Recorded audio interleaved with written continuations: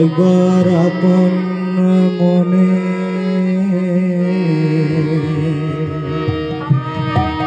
ভেবে দেখো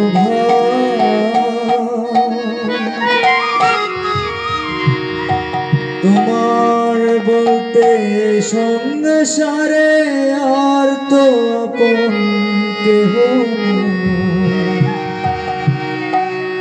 একবার আপন মনে ভেবে দেখো একবার আপন মনে ভেবে দেখো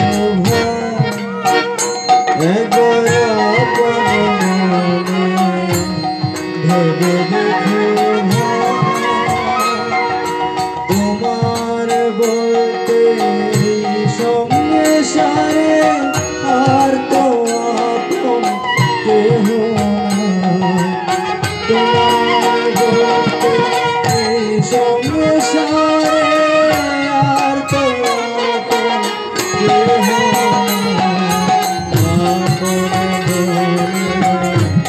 ভেবে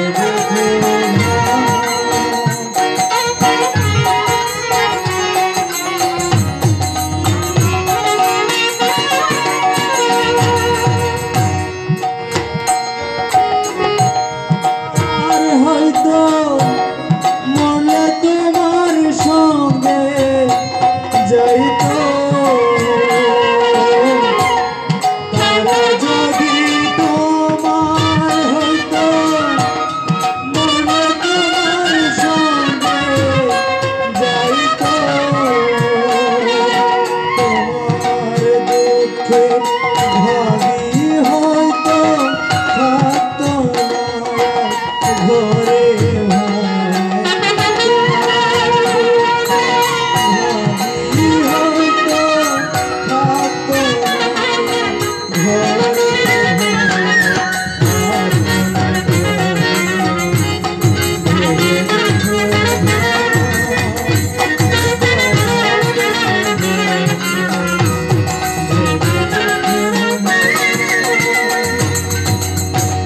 শ্মশানে তোমারে ফেলে না আসিত ঘরে চলে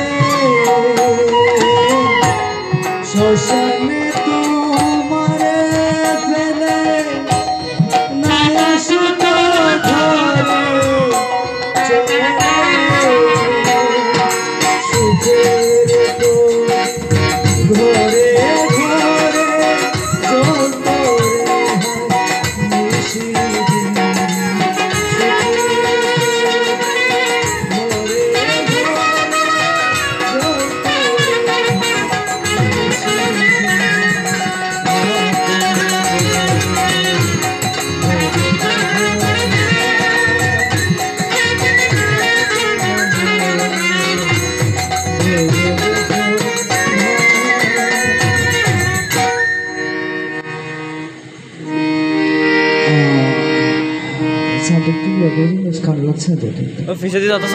একবার আপন মনে ভেবে দেখো ভাই, যে আমরা যদি একটু চিন্তা করি তাহলে আমরা আপন বলতে কাকে বলি?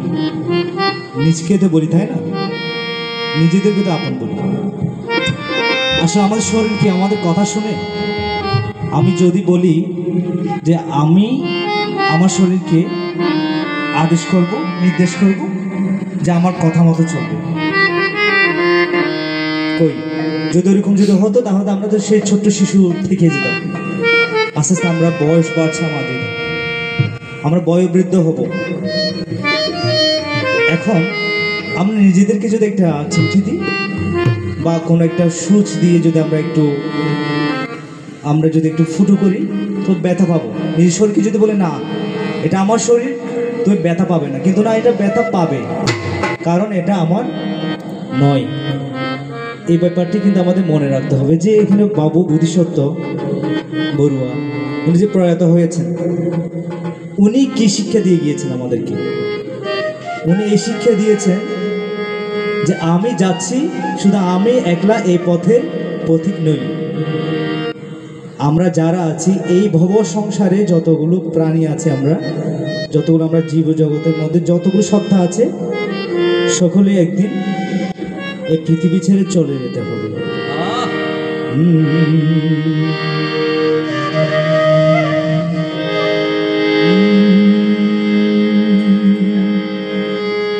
অনিত্য সংসার মাঝে কেহ কারণ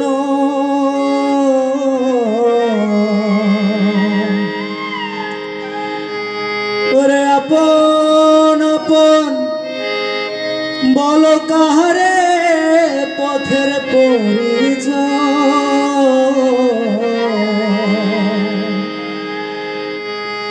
এই অনিত্য সংসারের মাঝে আমরা কেউ কারো নই, এটি কিন্তু বুদ্ধিসত্ত্ব অর্থাৎ কুমার সিদ্ধার্থ বুঝেছিলেন এবং ওনার সেই কথাগুলোকে আমরা কিন্তু ধারণ করে আজকে আমরা সবাই বুদ্ধের মুখে